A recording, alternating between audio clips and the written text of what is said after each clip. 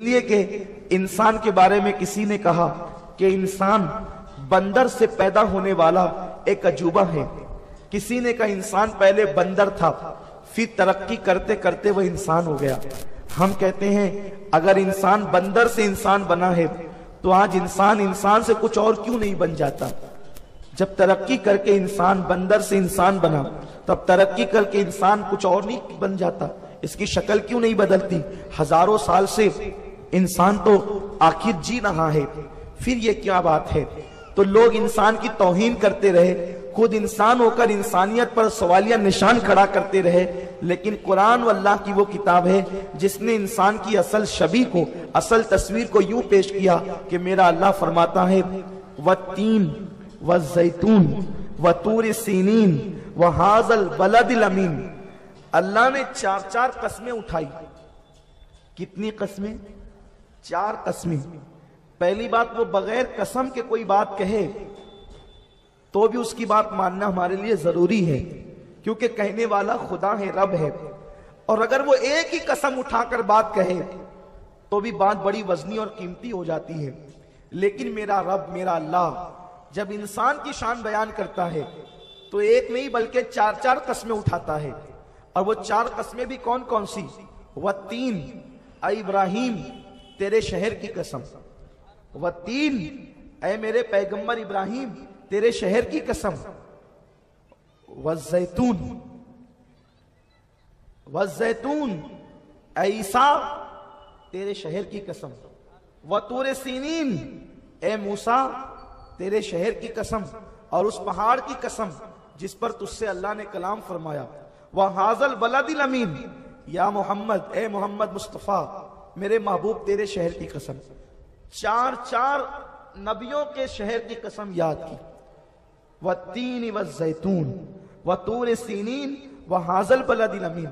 आप सोचेंगे कि वत्तीन से शहर इब्राहिम की कसम कैसे याद की जा रही है, व जैतून से शहर ईसा की कसम कैसे याद की जा रही है। यहां तो तीन और जैतून की बात की गई है, अंजीर और जैतून की बात की गई है। हम कहेंगे देखो, कुछ शहर ऐसे होते हैं कि अगर उसका नाम न लिया जाए तो वो किसी अलामत से मशहूर होते हैं, किसी अलामती निशान से। जैसे अगर ये कहा जाए कि ताजमहल, जैसे ताजमहल कहेंगे तो ताजमहल कहने के बाद आगरा का नाम लेने की जरूरत नहीं होगी। ताजमहल कहा, फौरन आगरा का नाम जहन में आ गया, क्योंकि गोया के आगरा की आबरू है ताजमहल। आगरा मशहूर है ताजमहल से, वरना आगरे की अहमियत क्या है। तो जैसे ताजमहल कहा, आगरा का नाम जहन के अंदर उभर आया, क्योंकि आबरूए आगरा का नाम है ताजमहल, निशान आगरा का नाम है ताजमहल, आगरा की पहचान का नाम है ताजमहल। तो जहां ताजमहल होगा वहां आगरा खुद ही आ जाएगा, खुद ब खुद आगरा का तारुफ आ जाएगा। इसी तरह से बंबई की कुछ चीजें मशहूर है, उसका नाम ले लिया जाता है तो फौरी तौर पर बंबई का नाम आता है।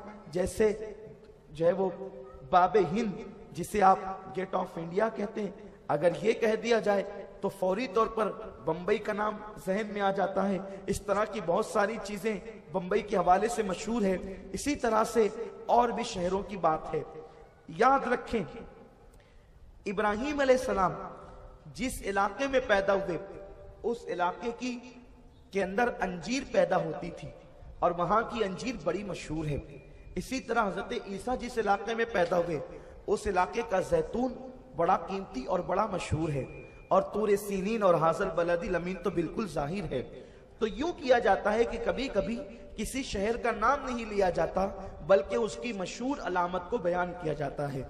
आखिर अंजीर इतनी अजीम कैसे हो गई कि उसकी कस्में याद की जा रही है।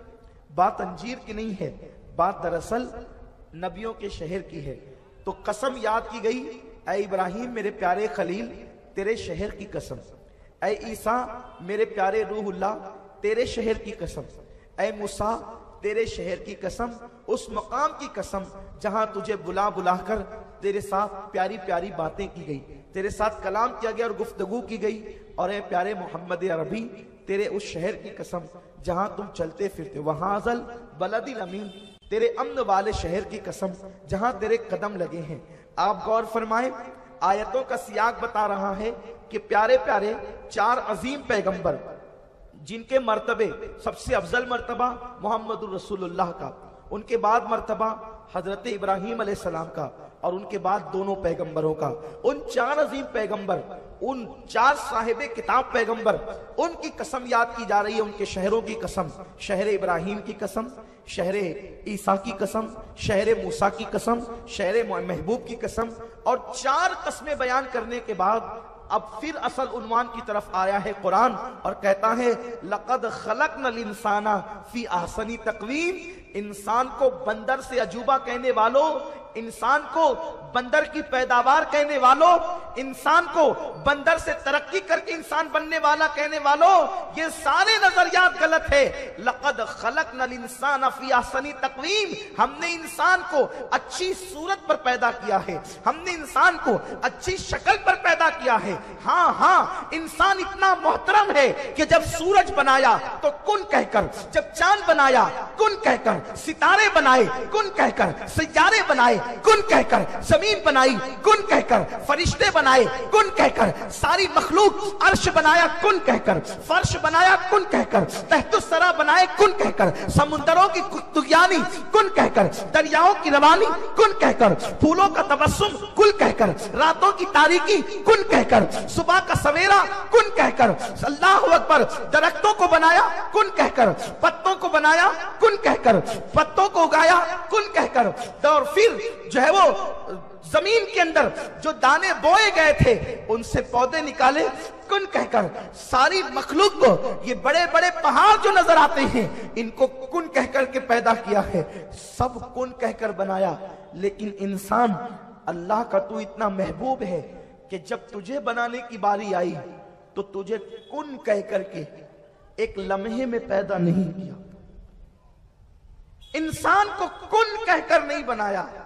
अगर कुन कहता तो भी इंसान पैदा हो जाता, उसकी कुदरत है, लेकिन उसने कुन कहकर नहीं बनाया, बल्कि फरमाया खलक़त बियदैया, कि हमने इंसान को अपने दोनों हाथ से, कुदरत वाले हाथ से इंसान को पैदा किया।